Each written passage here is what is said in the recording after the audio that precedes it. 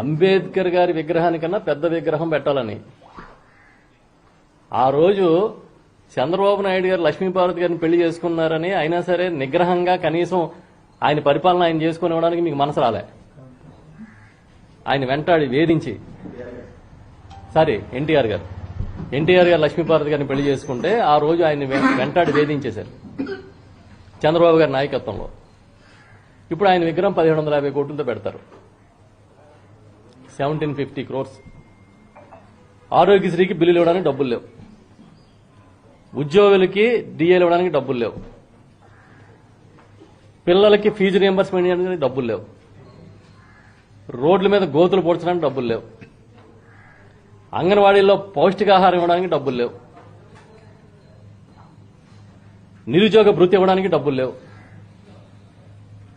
ఆడబిడ్డ నిధి ఇవ్వడానికి డబ్బులు లేవు, ఉచితంగా మీరు చెప్పిన సిలిండర్లు ఇవ్వడానికి డబ్బులు లేవు. 1750 కోట్లతో ఎన్టీఆర్ విగ్రహం పెడతారంట వీళ్ళు. అదే ఇప్పుడు ఎన్టీఆర్ గారి విగ్రహం పెడితే మంచా చెడా అనేది ఇప్పుడు మీరే చెప్పారు కదా, 1750 కోట్లతో.